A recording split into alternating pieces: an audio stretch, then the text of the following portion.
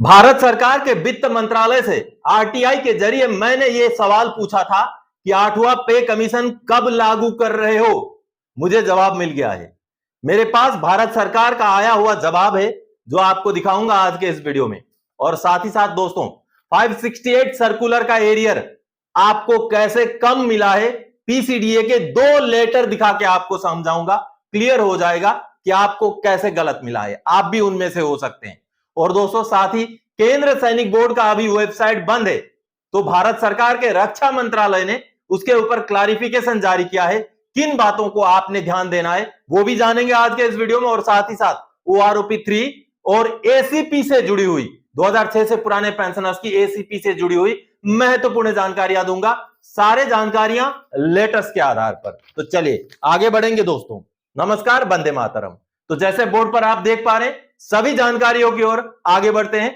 जानकारियों की ओर आगे बढ़ने से पहले दोस्तों मेरा हमेशा की तरह आप सबसे आग्रह है, अगर सैनिक पाठशाला चैनल का वीडियो आप पहली बार देख रहे हैं या अभी तक चैनल को सब्सक्राइब नहीं किया है, तो आपसे जुड़ी हुई भरोसेमंद जानकारियों को पाते रहने के लिए और चैनल के साथ जुड़े रहने के लिए चैनल को सब्सक्राइब जरूर करें। तो चलिए आगे बढ़ते हैं। सबसे पहली जानकारी दोस्तों, रिकॉर्ड ऑफिस ने कहा एसीपी हवलदार ग्रेड के लिए चाहिए MR2, क्या एमएसीपी के लिए भी चाहिए? जी हां दोस्तों, रिकॉर्ड ऑफिस ने 2006 से पुराने पेंशनर ने जब एसीपी की मांग की, हवलदार ग्रेड की, उनकी 20 साल की सर्विस थी। आपको बता दूं, अगर आप 2006 से पहले के रिटायरी हैं, 7 अगस्त 2003 से 31 दिसंबर 2005 के बीच के रिटायरीज के लिए एसीपी नायक और एसीपी हवलदार लागू है।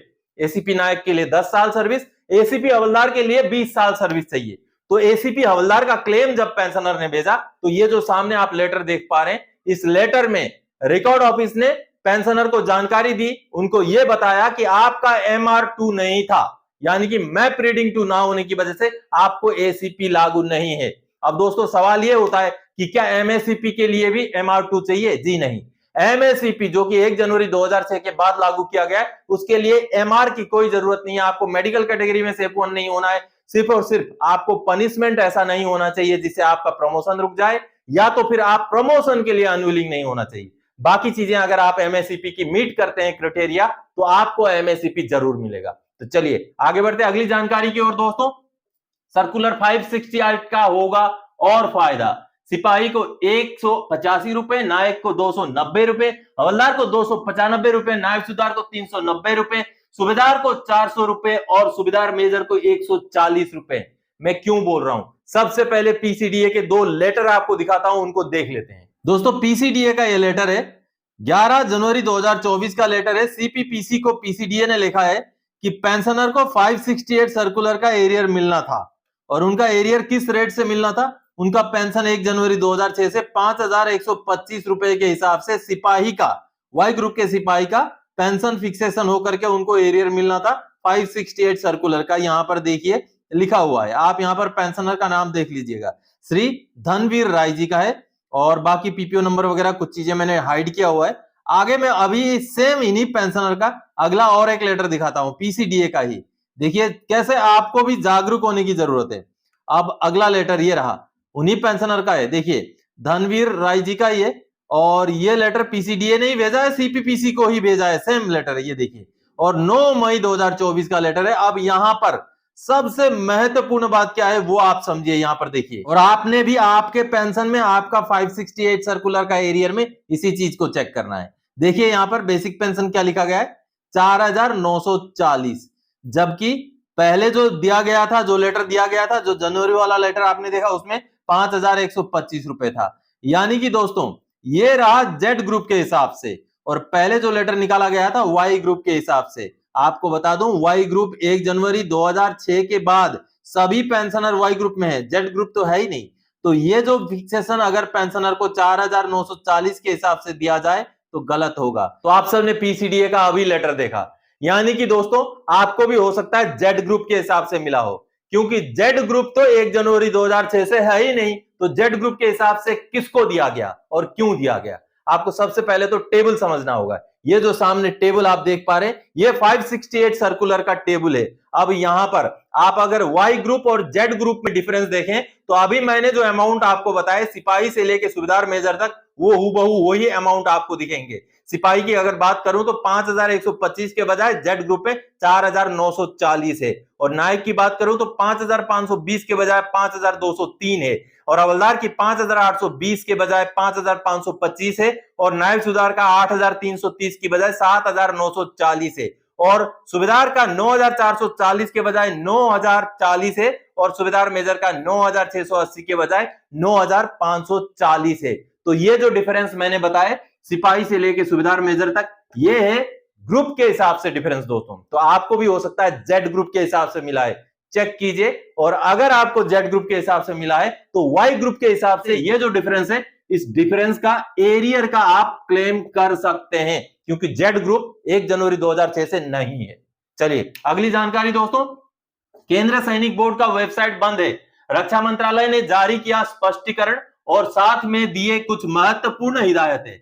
जी हां दोस्तों, आपको मैं लेटर दिखाऊंगा जिस लेटर में रक्षा मंत्रालय ने स्पष्टीकरण जारी किया। ये सामने जो लेटर आप देख पा रहे हैं, जिसमें भारत सरकार के केंद्रीय सैनिक बोर्ड ने कुछ जानकारियां दी हैं। In accessibility of KSB web portal, यानी कि केंद्र सैनिक बोर्ड का जो वेब पोर्टल है जो अभी इनएक्सेसिबल है, जिस वजह से ये जानकारी दी गई है, जहां बताया गया है कि the KSB web portal is inaccessible since 10 May 2024 due to technical reasons and the technical team is working on the resolution of the issues. यानी कि टेक्निकल प्रॉब्लम चल रहा है 10 मई से, और इसको सही करने के लिए टेक्निकल टीम लगी हुई है। It is intimated that owing to inaccessibility of the KSB web portal, the requisite cut-off date shall be extended and system rejected applications post 10 May 2024 shall be restored। यानी कि इसकी वजह से जो भी डेट में जो तब्दीलियां कर दी जाएंगी, और बीच में आपने कोई अप्लाई किया है जो रिजेक्ट हो गया है, तो उसको भी रिस्टोर कर दिया जाएगा। It is also requested to all the concern users to keep the files and documents in updated state at your end to be uploaded on web portal as and when the web portal is live। यानी कि आपसे अनुग्रह करते हैं कि आप सारे document ready रखिए, जैसे वेब पोर्टल काम में आ जाएगा, सही हो जाएगा, आप तुरंत ही अपलोड कर सकें।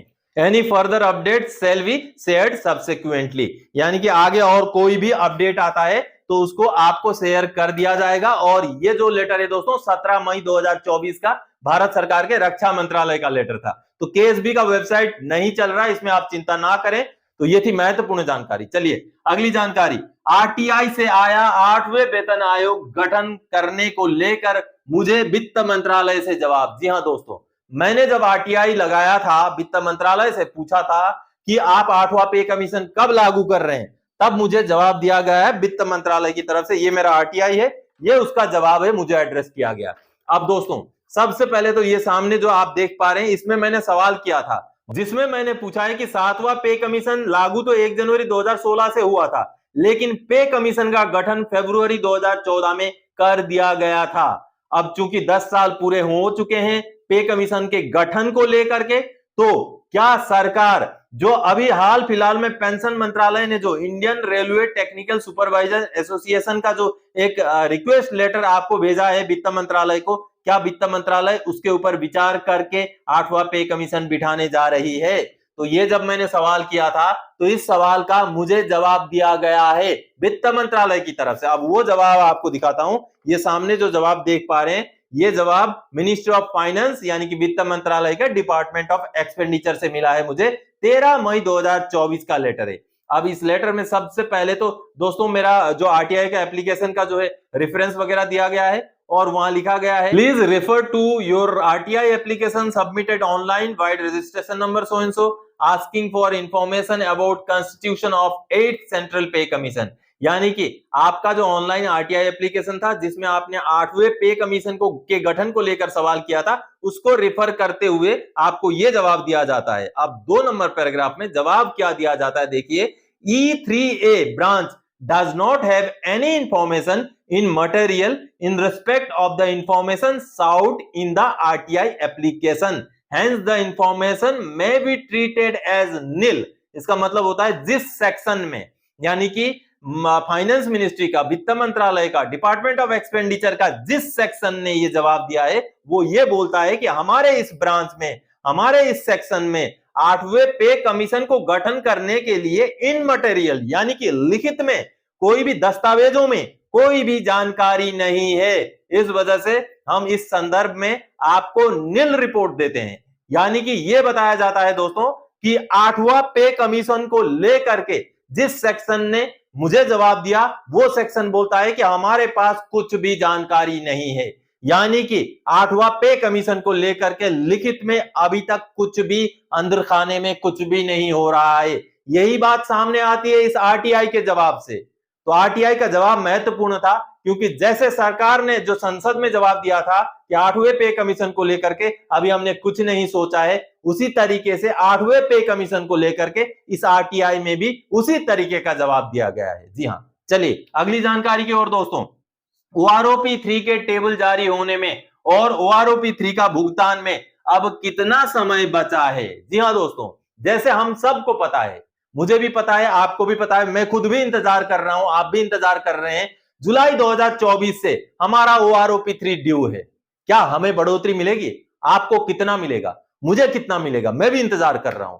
तो अब इसमें कितनी देर लगेगी? दोस्तों, जैसे माननीय सुप्रीम कोर्ट का पिछले ओआरओपी 2 के ऊपर आदेश था, माननीय सुप्रीम कोर्ट में यह बात अटॉर्नी जनरल साहब ने माना था कि इसकी वजह से ओआरओपी 3 में डिले नहीं होगा। और सबसे बड़ी बात है, स्पर्श के द्वारा 2023 के पेंशनर का पेंशन का सब कुछ डॉक्यूमेंटेशन हुआ है। इस वजह से जो एवरेज पेंशन निकालना है उसके लिए भी समय नहीं लगेगा। तो ऐसे में हमें हमारा ओआरओपी 3 बहुत जल्द मिलने के चांसेस हैं। सिर्फ एक ही बात है जो रोक सकती है, सरकार का इच्छा शक्ति। सरकार की अगर इच्छा शक्ति हो, सरकार अगर बजट में पैसे शुरू में ही धार्य कर दे, तो हमारा जो ओआरओपी 3 है वो 2024 के खत्म होते होते रिलीज हो जाना चाहिए। बेशक हमारा एरियर का मात्रा ज्यादा नहीं होगा, लेकिन बढ़ा हुआ पेंशन हमें जल्दी से मिल सकता है क्योंकि सब कुछ सही चल रहा है। अभी ओआरओपी 2 इसलिए डिले हुआ क्योंकि सरकार के पास एक बहाना था कि कोर्ट केस चल रहा है माननीय सुप्रीम कोर्ट में। अब ओआरओपी 3 में ऐसा कुछ भी नहीं है, तो हमारा ओआरओपी 3 बहुत जल्द हमें मिल जाना चाहिए। तो दोस्तों, आज के इस वीडियो में इन्हीं जानकारियों के साथ आया था। आगे और कोई जानकारी आपसे सरोकार रखने वाला विषय लेके मैं फिर से हाजिर हो जाऊंगा। तब तक के लिए जय हिंद दोस्तों।